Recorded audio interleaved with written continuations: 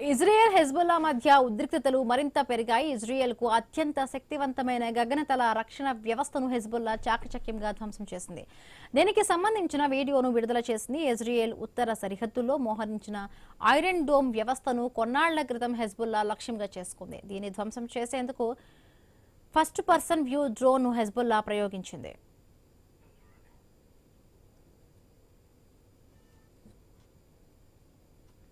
ఈ డ్రోన్లు చాలా చిన్నవిగా ఉండడంతో ఐడిఎఫ్ కూడా వీటిని కూల్చేందుకు ఇబ్బంది పడింది. ఈ డ్రోన్లకు ప్రత్యేక కేబుల్స్ ఉండడంతో ఇజ్రాయెల్ జామింగ్ టెక్నాలజీకి ఇది లొంగలేదు. కొన్ని నెలల క్రితమే air defence chief brigadier general Ran Kochav డ్రోన్ల ముప్పుపై హెచ్చరించారు.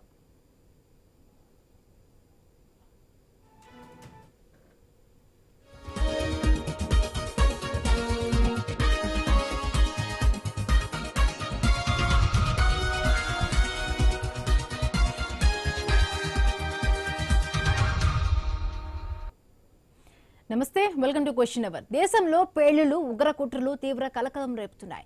పంజాబ్ లో బాంబు పేలుళ్లు జరగగా ఢిల్లీలో ఉగ్ర కుట్ర బయటపడింది. దీంతో పంజాబ్ ఇష్యూ రాజకీయ రంగు పులుముకోవడంతో హాట్ గా మారింది. అయితే భద్రతా దళాలు మాత్రం ఇది ఉగ్ర కుట్రలే అని భావిస్తున్నాయి.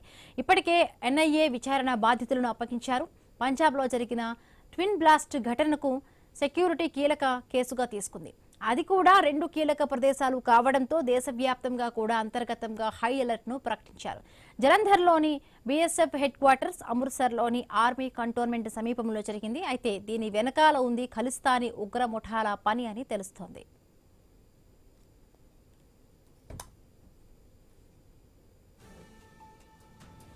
పంజాబ్ మరొకసారి బాంబు పేలుళ్లతో దద్దరిల్లింది. కేవలం 2 గంటల వ్యవధిలోనే 2 కీలక సైనిక పారామిలిటరీ స్థావరాల వద్ద బాంబు పేలుళ్లు సంభవించగా దేశవ్యాప్తంగా తీవ్ర కలకలం రేగింది. ఈ 2 ఘటనలు అత్యంత రక్షిత ప్రాంతాలైన జలంధర్లోని బీఎస్ఎఫ్ ప్రధాన కార్యాలయం, అమృత్సర్లోని ఆర్మీ కంటోన్మెంట్ సమీపంలో జరగడంతో రక్షణ వర్గాలు ఒక్కసారిగా అప్రమత్తమయ్యాయి. ఈ పేలుళ్ల వెనుక ఖలిస్తానీ ఉగ్రవాద మూలాలు ఉన్నాయనే కోణంలో విచారణ జరుగుతుండగానే కేఎల్ఏ బాధ్యత వహిస్తూ ప్రకటన చేసింది.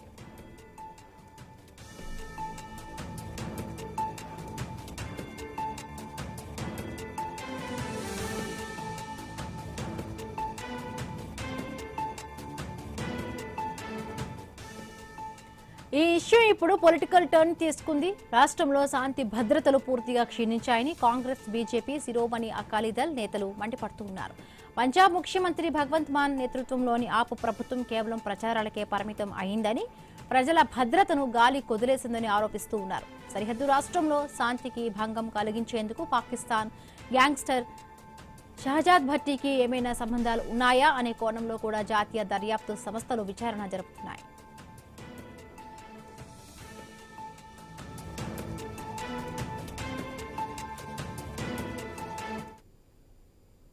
అటు ఢిల్లీలో పేలుళ్ల కుట్రకోణం కూడా తీవ్ర కలకలం రేపుతోంది. పాకిస్తాన్ ఆధారిత ఉగ్రవాద సంస్థ లష్కర్ ఎ తోయిబా ఢిల్లీలోని ఎర్రకోట, చాందినీ చౌక్, ఇతర రద్దీ ప్రాంతాల్లో పేలుళ్లకు ప్లాన్ చేసినట్టుగా నిఘా వర్గాల సమాచారం. ఉగ్రవాదులు ఆత్మాహుతి దాడులు, కారు బాంబులు మరియు ఐఈడీల ద్వారా దాడులకు పాల్పడే అవకాశం ఉందని ఢిల్లీ బీజేపీ ప్రధాన కార్యాలయానికి కూడా ముప్పు ఉందని తెలుస్తోంది. షహజాద్ భట్ మార్జుల్కు చెందిన 9 మందిని పోలీసులు అరెస్టు చేశారు. వారు కీలకమైన సైనిక శిబిరాలపై దాడులకు ప్రణాళిక వేసినట్టుగా గుర్తించారు. దీంతో 2025 నవంబర్లో ఎర్రకోట సమీపంలో జరిగిన పేలుడు కేసులో ఎన్ఐఏ మరింత లోతుగా దర్యాప్తు చేస్తోంది. ఇప్పటికే 11 మందికి పైగా ఉగ్రవాదులు పాల్గొన్నట్టుగా తెలుస్తోంది. అరెస్టైన ఉగ్రవాది ఉమర్ డైరీ నుండి 8 మందిని సూసైడ్ బాంబర్లతో దేశవ్యాప్తంగా 4 ప్రాంతాల్లో దాడులకు ప్రణాళికలు ఉన్నట్లుగా పోలీసులు గుర్తించారు.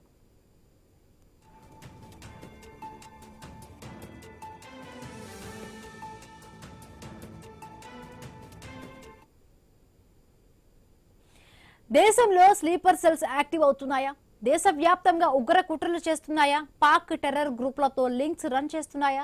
భద్రతా దళాలకు ఛాలెంజెస్ చేస్తున్నాయా? ఏమైనా రాజకీయ ప్రమేయం ఉందా? ఖలిస్తాన్ గ్రూపులు కెనడా నుండి ఆపరేషన్ చేస్తున్నాయా? సో ఇవే ఇప్పుడు చాలా వరకు హాట్ టాపిక్ గా ఉన్నాయి. దీనికి సంబంధించి కూడా పూర్తి డీటెయిల్ అనాలిసిస్ ని మా కలీగ్ బ్రాహ్మణి న్యూస్ రూమ్ నుంచి లైవ్ లో సిద్ధంగా ఉన్నారు. ఓర్చి Brahmani. Right Bindu, thank you. Yes, మీరు అన్నట్లుగా కూడా పంజాబ్ లో మరోసారి జంట బాంబుల కేసులో దద్దరిల్లుతుంది. అయితే దేశంలో పేలుడు ఉగ్ర కుట్రలే తీవ్ర కలకలం అయితే రేపుతున్నాయి. అయితే పంజాబ్ లో జరిగిన పేలులకు సంబంధించి ఢిల్లీలో ఉగ్ర కుట్ర అయితే బయటపడింది. ఇక దేశంలో ఇలాంటి ఉగ్ర కుట్రలు పేలులకు సంబంధించి కూడా ఉగ్రదాడి చేయడానికి ప్లాన్ చేస్తున్నాయా? నిత్యం రద్దీగా ఉండే హైదరాబాద్ కానీ, బెంగళూరు కానీ, ముంబై కానీ, ఢిల్లీ కానీ ఇటువంటి ప్లేస్లలో కూడా ఉగ్ర కుట్ర బయటపడుతూ ఉన్నాయి. సో స్లీపర్ సెల్స్ పెద్ద సంఖ్యలో యాక్టివ్ అయ్యాయా అనేది కూడా డౌట్ క్రియేట్ అవుతోంది. అయితే దేశంలో ప్రధాన నగరాల టార్గెట్ గా అండర్ ఆపరేషన్ జరుగుతుందా, అసలు ఏం జరుగుతుంది, ఈ ఉగ్రదాడి వెనక ఎవరున్నారు అనే డౌట్స్ కూడా క్లారిటీ అవ్వాల్సిందే. అయితే దేశం మొత్తం చూసుకున్నట్లయితే రద్దీ ప్రాంతాలే టార్గెట్ గా ఉన్నాయి. నిత్యం రద్దీగా ఉన్నట్లయితే ఆ ప్లేస్ ని టార్గెట్ చేసుకుని ఉగ్రదాడి జరపాలని ఉగ్ర కుట్ర అయితే ప్లాన్ చేస్తున్నట్టుగా కూడా తెలుస్తుంది. ఇక పంజాబ్ లో జరిగిన ఉగ్రదాడికి సంబంధించి కనుక మాట్లాడుకున్నట్లయితే మనం భద్రతా దళాలు అంటే ఈ బ్లాస్ట్ కి 2 చోట్ల జరిగిన బ్లాస్ట్ కి ప్రధానమైన ఎందుకు ఇంతలా అవ్వాల్సి వచ్చింది అంటే జలంధర్ లో బిఎస్ఎఫ్ హెడ్ క్వార్టర్స్, అలాగే అమృత్సర్ లో ఉన్నటువంటి ఆర్మీ కంటోన్మెంట్ సమీపంలోని ఈ దాడి జరిగింది. అయితే దీని వెనకాల ఎవరున్నారు, ఏ ఉగ్ర సంస్థ ఉంది అని చూసుకున్నట్లయితే కనుక ఖలిస్తానీ ఉగ్ర ముఠాల ఉన్నాయి, వాళ్ళ హస్తం ఉంది అని ప్రధానంగా తెలుస్తుంది. అయితే ఈ బాంబులన్నిటికీ సంబంధించి కూడా ప్రధానంగా దేశంలో ఎన్ఐఏ లోతుగా దర్యాప్తు చేస్తుంది. హై అలర్ట్ కూడా ప్రకటించింది. ప్రధాన నగరాలటువంటి ఢిల్లీ, ఈ పరిసర ప్రాంతాల్లో కూడా ప్రధానంగా హై అలర్ట్ ప్రకటించింది. ఆ లోతుగా దర్యాప్తు సంస్థ కూడా ఎన్ఐఏ కూడా లోతుగా దర్యాప్తు చేస్తుంది. ఇక ఇప్పుడు ఈ ఇష్యూ మొత్తం పొలిటికల్ టర్న్ అయితే తీసుకుంటుంది. ఎందుకంటే ఈ దాడికి సంబంధించి కూడా కేవలం 2 గంటల్లో వ్యవధిలోని 2 సైడ్లు అంటే కీలక సైనిక అలాగే పారామిలిటరీ స్థావరాల వద్ద ఈ బాంబు బ్లాస్ట్ అనేది జరిగిందనమాట.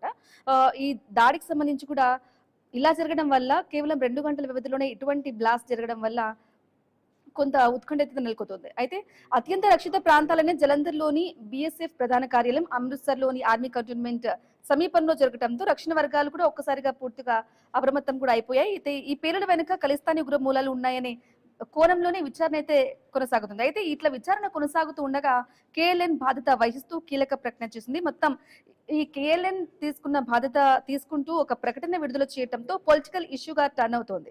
అసలు దేశంలో శాంతి భద్రతలు క్షీణిస్తున్నాయని చెప్పేసి కూడా కాంగ్రెస్, బీజేపీ వీళ్ళందరూ కూడా నేతలు కూడా మండిపడుతున్నారు. వీటన్నిటికి సంబంధించి అసలు ఏం జరుగుతుంది, ఉగ్ర మూలలు బయటకు వస్తున్నాయి, ఉగ్రదాడి వెనుక ఎవరున్నారు, నిజంగా ఖలిస్తానీ ఉగ్రముఠానే ఉందా లేకుంటే ఇంకా ఎవరైనా ఉన్నారా, ఆ పేరు చెప్పుకొని ఇలా టర్న్ చేస్తున్నారా, యూటర్న్ చేసుకుంటుందా అనేది డీటెయిల్ గా తెలియాల్సింది.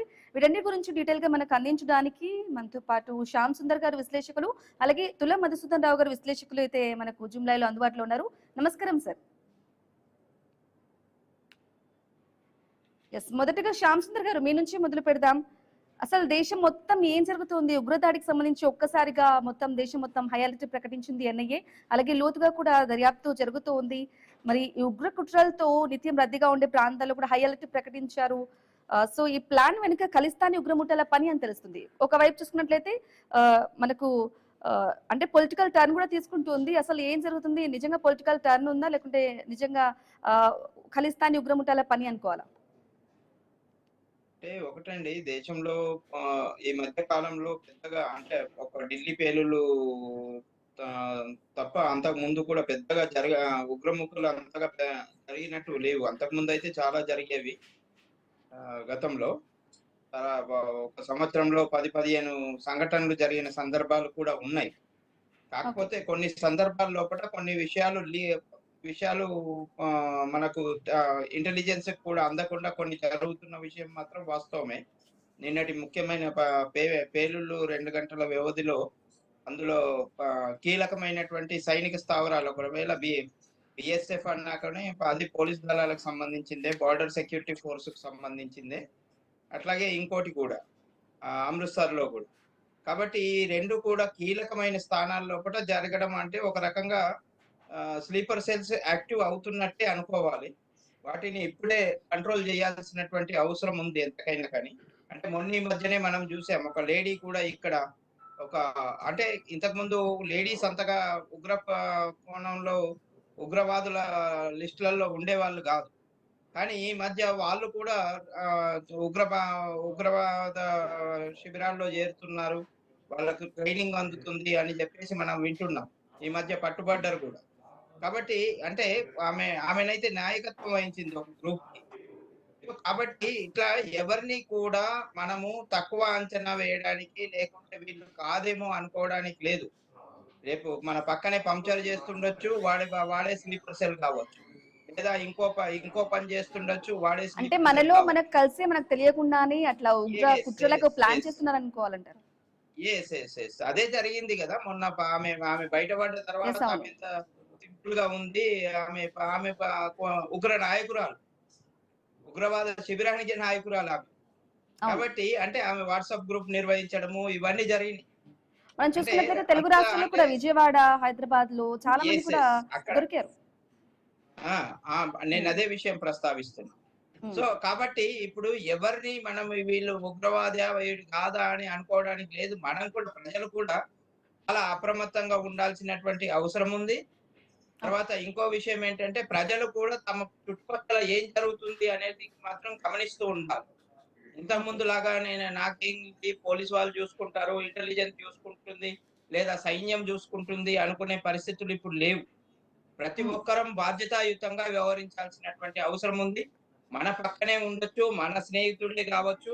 కాకపోతే మన స్నేహితులు కూడా ఎలాంటి కార్యక్రమాల్లో పాల్గొంటున్నారో, వాళ్ళు ఏం జరుగుతున్నది అనేది కూడా మనం గమనించాల్సినటువంటి అవసరం ఉంది. వీళ్ళ వాళ్ళ అని కాదు విషయం. ఎవరు ఏం చేస్తున్నారు అనేది ప్రతి ఒక్క విషయాన్ని మనం గమనించకపోతే మన పక్కనే బాంబు పేలిందాక మనకు తెలియదు. రేపు మనం బాధితులం కూడా కావచ్చు అందులో. మనం చూసాం గోకుల్ చాట్ ఏం జరిగింది, లుంబిని పార్క్ ఏమైంది, ఇవన్నీ కూడా చూసాం మనం. అదంతా ఓకే. ఆషామాషిగా జరిగిన విషయాలు కావు. అవన్నీ ప్రీ ప్లాన్డ్ గా చాలా సార్లు రెక్కి నిర్వహించి చేసిన సందర్భాలు అవి.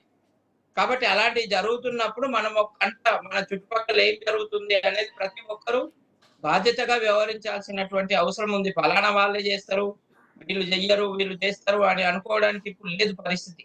అంటే ఏంటంటే ఈ మధ్య పాకిస్తాన్‌కి చెందిన ఉగ్రవాద నాయకుడు జైషే మహమ్మద్ ఉగ్రవాద నాయకుడు ఒక స్టేట్మెంట్ ఇచ్చాడు. మేము ఇక ముందు మహిళల్ని కూడా ఉపయోగిస్తాం అని చెప్పేసి, అవును. జిహాద్ కోసం మహిళల్ని ఉపయోగిస్తాం. 5,000 మహిళల్ని శిక్షణ ఇస్తామని చెప్పేసి ప్రకటించాడు. అంటే వాళ్ళ టార్గెట్ భారతదేశమే. ఇంకో దేశం లేదు వాళ్ళకి. ఓకే. కాబట్టి భారతదేశాన్ని ఏ విధంగా అస్థిరపరచాలి? ఇప్పుడు కేంద్రంలో సుస్థిర ప్రభుత్వం ఉంది. చాలా రక్షణ వ్యవస్థ పటిష్టంగా చేస్తున్నారు. అలాంటి ప్రభుత్వాన్ని బదనాం చెయ్యాలా? మన దేశాన్ని అస్థిరం చెయ్యాలా? గతంలో దొంగ నోట్ల వ్యవహారం ఉండేది. దాంతోని పాకిస్తాన్ బతికిపోయేది. ఇప్పుడు దొంగ నోట్ల వ్యాపారం తగ్గిపోయింది. ఉగ్రవాదులకు డబ్బులు ఇవ్వలేకపోతున్నారు. కాశ్మీర్‌లో ఏ చేతుల నుంచి అయితే చేతులతోనైతే రాళ్ళు రువ్వేవాళ్ళో వాళ్ళు ఇప్పుడు పుస్తకాలు, కంప్యూటర్లు పట్టుకొని చదువుకుంటున్నారు. ఓకే. కాబట్టి ప్రశాంతంగా కాశ్మీర్ ఉంటుంది. కాబట్టి అది పాకిస్తాన్‌కు నచ్చట్ల. కాబట్టి ఓకే. అక్కడ గవర్నమెంట్ కూడా చాలా పకడ్బందీగా పనిచేస్తుంది. వాస్తవంగా అక్కడ ఏ గవర్నమెంట్ ఉన్నప్పటికీ కూడా, అక్కడ ముఖ్యమంత్రి కూడా ఆయన ఇప్పుడు స్వేచ్ఛగా మేము మా పాఠశాలలన్నీ అంటే ప్రధానంగా పనిచేస్తున్నాయి. మా ఆరోపిస్తున్నారు కదా బీజేపీ, కాలేజీలన్నీ కాంగ్రెస్ పార్టీలు ఆరోపిస్తున్నారు కదా సరిహద్దు రాష్ట్రాల్లో శాంతికి భంగం కలిగిస్తోంది. పాకిస్తాన్ గ్యాంగ్స్టర్ల షహజాజ్ బేటికి ఏమైనా సంబంధాలు ఉన్నాయా అని కూడా వాదన వినిపిస్తోంది. గాలి అదే ఇప్పుడు ఉమ్, ఇప్పుడు విషయం ఏంటంటే ఈ ఉగ్ర సంస్థలకి ఎవరు ఏ పార్టీ వాళ్ళు సహకరిస్తున్నారు, ఏ పార్టీ వాళ్ళు సహకరించట్లేదు అనేది మనం ఇప్పుడు అఫీషియల్ గా చెప్పడానికి ఉండదు. ఎందుకనంటే ఓకే. అదే బహిరంగంగా జరిగే కార్యక్రమాలు కావు, అంతర్గతంగా జరుగుతుంటాయి. కాకపోతే మొన్న మనము ట్రంప్ ప్రకటన కూడా చూసాం. ఇక్కడ భారతదేశంలో అస్థిరత్వం చేయడం కోసం ఏ విధంగా మన దేశంలో ఉన్న ఒక పార్టీ ఏ విధంగా ప్రయత్నం చేసింది అనేది బహిరంగంగా చెప్పారు వారు. అట్లాగే మిగతా ఓకే. తీవ్రవాద సంస్థలకు కూడా నిధులు ఎక్కడి నుంచి వస్తున్నాయి, వాళ్ళకి ఎస్ సార్, స్థావరాలు శ్యామ్ ఎక్కడ సుందర్ గారు మాట్లాడదాం. నిర్వహిస్తున్నారు. తులా మధుసూదన్ రావు గారు ఉన్నారు, వారి దగ్గరికి వెళ్దాం. మీరు చెప్పండి, ఓకే పార్టీ గ్రూపులతో లింక్స్ రన్ చేస్తున్నాయా అనే డౌట్స్ వస్తుంది. అయితే ముఖ్యంగా ఖలిస్తాన్ గ్రూపులు కెనడా నుంచి ఆపరేషన్ చేస్తున్నాయి అనేది ఒక వినిపిస్తోంది. ఏమంటారు? వాస్తవమే. అది ఇప్పుడు ఈ ఈ మధ్య కాలంలో వచ్చినటువంటి తీవ్రవాదం కాదు. అది 1980 ఆ ప్రాంతం నుంచి ఆవిర్భావం జరిగింది ఖలిస్తాన్కి సంబంధించినటువంటి ఉద్యమం. అది బృందన్ వాళ్ళే అప్పుడు ఇందిరాగాంధీ ఉన్నటువంటి సందర్భంలో 84లో అప్పుడు కాల్పులు స్వర్ణ దేవాలయం మీద దాడి చేయడము, ఆ రోజుల నుంచే మేము ఈ దేశం నుంచి విడిపోతామని చెప్పి బలంగా వాళ్ళు పంజాబ్ సంబంధించినటువంటి తీవ్రవాదులు చేస్తున్నటువంటి పని. దీన్ని పూర్తిగా కెనడాలో ఉన్నటువంటి ఈ సర్దార్జీలు ఎవరైతే ఉన్నారో వీళ్ళు అక్కడ చాలా పెద్ద ఆర్గనైజ్ అయ్యి అక్కడి నుంచి ఈ తీవ్రవాద గ్రూప్లని ఇక్కడికి వాళ్ళు ఫైనాన్షియల్ గా అక్కడ సపోర్ట్ చేస్తున్నారు. ఆయుధాలు ఇవన్నీ కూడా వాళ్ళకు పక్కన ఉన్నటువంటి పాకిస్తాన్ ఆ ప్రాంతం నుంచి ఆ బార్డర్ లో ఉంటారు కాబట్టి ఆ పాకిస్తాన్ ఆ పక్క నుండి వాళ్ళ పెద్ద ఎత్తున చైనా నుండి వాళ్ళకి ఆయుధాలు అందుతా ఉన్నాయి, పేలుడు పదార్థాలు కూడా వాళ్ళకి అటు నుంచే వస్తా ఉన్నాయి.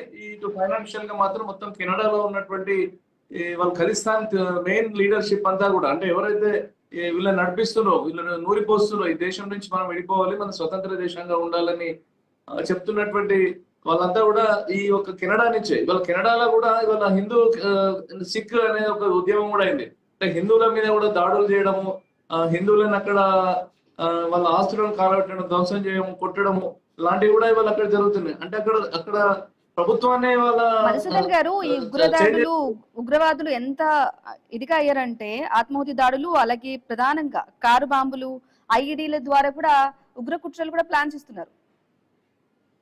ఇది ఒక వైపు. ఇప్పుడు ఖలిస్తాన్ అనేది ఒక ప్రత్యేక దేశం కావాలని చెప్తున్నటువంటి అదొక గ్రూప్. ఇంకొక గ్రూప్ ఇస్లామీకరణ. ఈ దేశం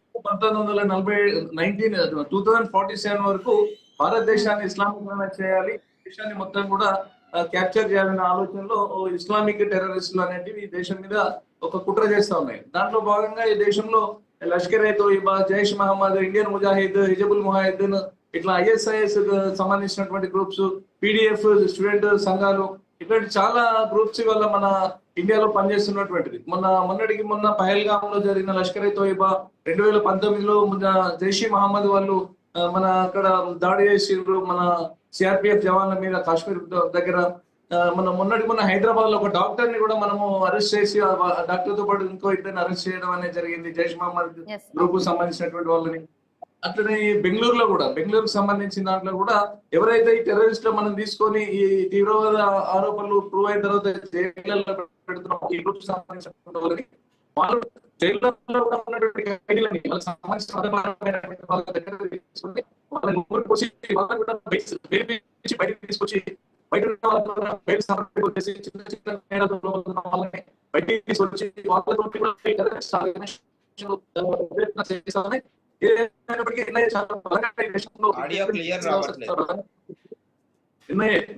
చాలా బలమైనటువంటి సీరియస్ గా చేస్తున్నటువంటి సందర్భంలో బీహార్ లో కావచ్చు, ఉత్తరప్రదేశ్ లో కావచ్చు, ఇక్కడ ఆయుధాలకు సంబంధించి పెద్ద ఎత్తున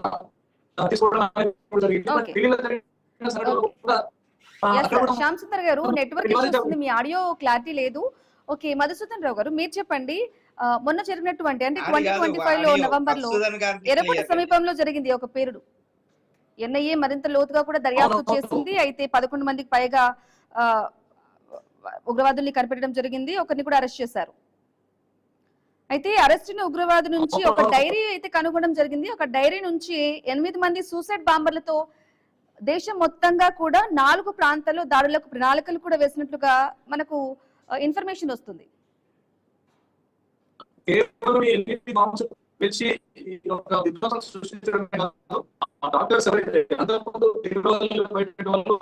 ఓకే మధుసూదన్ గారు, మీరు నెట్వర్క్ ఇష్యూ వస్తుంది. శ్యామ్ సుందర్ గారు మీరు చెప్పండి. ఎస్, మనం ఇంతకు ముందు మాట్లాడుకున్నట్లు మీరు చెప్పినట్లు 2025 లో ఎర్రకోట సమీపంలో జరిగింది ఒక పీరుడు ఢిల్లీలో. అయితే దానిపై NIA లోతుగా కూడా దర్యాప్తు చేసింది. అయితే అక్కడ ఒక ఉగ్రవాదికి ఒక డైరీ లభించింది మనకు. డైరీ నుంచి 8 మంది సూసైడ్ బాంబర్లతో దేశవ్యాప్తంగా 4 ప్రాంతాల్లో దాడులకు ప్లాన్ చేస్తున్నట్లుగా కూడా ఇన్ఫర్మేషన్ వచ్చింది పోలీసులకి.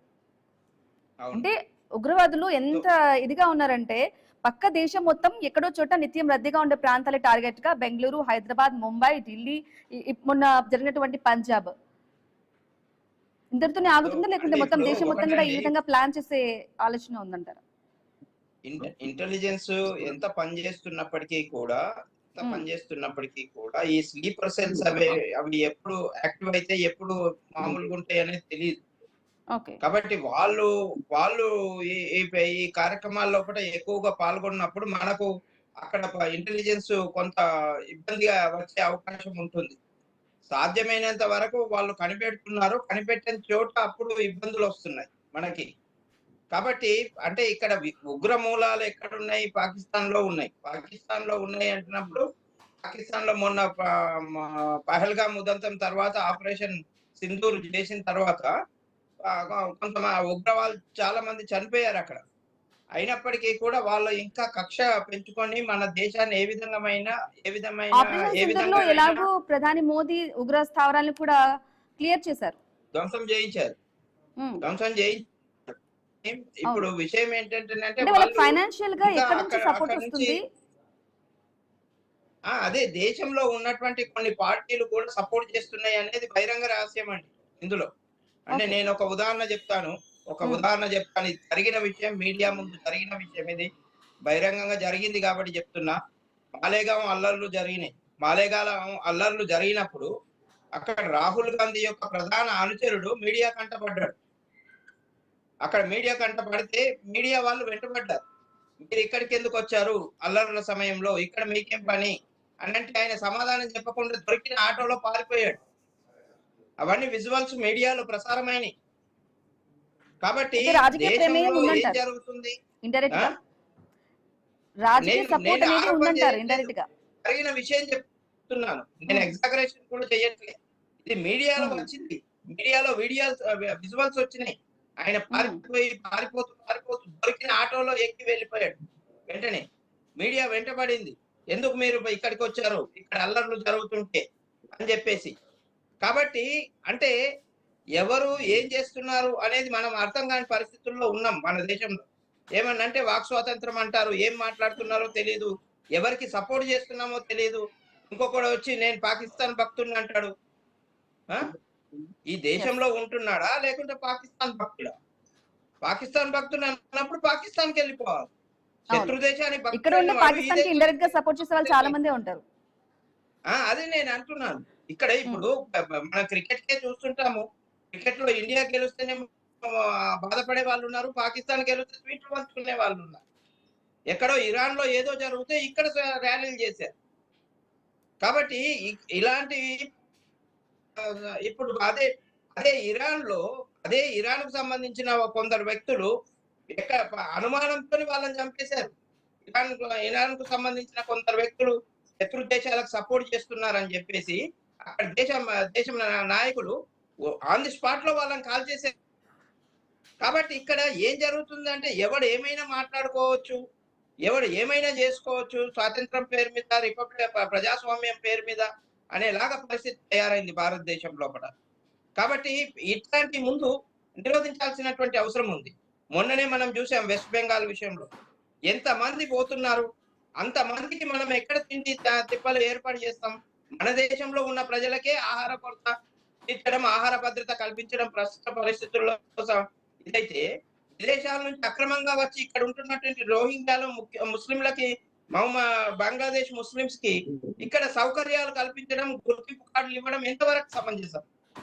కాబట్టి ఇట్లాంటి ఓటు బ్యాంక్ రాజకీయాలు చేస్తున్నటువంటి రాజకీయ పార్టీలు మన దేశం ముఖ్యమా, మన ఓటు బ్యాంక్ రాజకీయాలు ముఖ్యమా అనేది ఆలోచించాల్సినటువంటి అవసరం ఉంది. ఓటు బ్యాంక్ రాజకీయాల ముసుగున ఎవరు ఏం చేస్తున్నారు అనేది అర్థం కాబట్టి తీవ్రవాదులకు కూడా ఇక్కడ సపోర్ట్ దొరుకుతుంది. హైదరాబాద్ లో తీవ్రవాదం హబ్బు, బోధన్లో కూడా తీవ్రవాదులు దొరికారు. నిజామాబాద్ లో కూడా తీవ్రవాదులు శిక్షణ శిబిరం బయటపడింది నిజామాబాద్ లో. కాబట్టి ఇలాంటి అన్ని కూడా ఎట్లా జరుగుతున్నాయి? స్థానికంగా ఉన్న నాయకులు, స్థానికంగా ఉన్న వాళ్ళ సపోర్ట్ లేకుండా ఇవి నిర్వహించే అవకాశమే లేదు. కాబట్టి ఇక్కడ మనం చర్యలు తీసుకోవాల్సిన అవసరం ఉంది. మన ఏవైతే చట్టాలు ఉన్నాయో వాటిని ఇంకా పటిష్టంగా చేయాల్సినటువంటి అవసరం ఉంది. తర్వాత ఇంటెలిజెన్స్ కూడా ఇంకా పెరగాల్సినటువంటి అవసరం ఎంతైనా ఉంది. అప్పుడే మన దేశం ప్రశాంతంగా ఉండగలుగుతుంది. రాజకీయ పార్టీలు అన్ని కూడా దేశం క్షేమంగా ఉంటేనే మేము క్షేమంగా ఉంటాము, మేము రాజకీయాలు చేయగలుగుతాము, రేపు ఏదైనా పదవిలోకి వెళ్ళగలుగుతాము, అధికారంలోకి రాగలుగుతాము అని ఆలోచించాలి తప్ప నాకు ఇప్పటికీ ఓట్లు పడితే చాలు, నాకు ఏమైతే ఏం పోయింది, మొన్నటిదాకా జరిగింది అదే. కాబట్టి మనం ఆలోచించాల్సినటువంటి అవసరం ఏంటంటే ప్రతి పౌరుడు భారతదేశం నా దేశం, నేను కాపాడుకోవాలి, నేషన్ ఫస్ట్, నాకు దేశమే ముఖ్యం, ఓకే మిగతా ఏవి ముఖ్యం కాదనే విషయంలో ఆలోచించాలి. Okay okay right. అలాగే తులా మధుసూదన్ రావు గారు మీరు చెప్పండి, ఫైనల్ గా ఈ స్లీపర్ సెల్స్ యాక్టివేట్ అవ్వడం వల్ల పాక్ టెర్రర్ గ్రూపులతో లింక్ చేసుకొని ఇవి యాక్టివేట్ అవ్వడం వల్ల భద్రతా దళాలకు కూడా కొంత ఛాలెంజ్ చేస్తున్నాయి అనుకోవాలంటారా? చాలా ముప్పు ఈ దేశానికి ఉందండి. వాళ్ళ దేవాలయాలను, వాళ్ళ సమాజాలను టార్గెట్ చేసి స్లీపర్ సెల్ పనిచేస్తే ఈ దేశానికి సంబంధించినటువంటి ఆడియో క్లియర్ ఈ లీడర్లను టార్గెట్ చేసేటువంటి ఇంకా భయంకరమైనటువంటి అంశం ఏంటంటే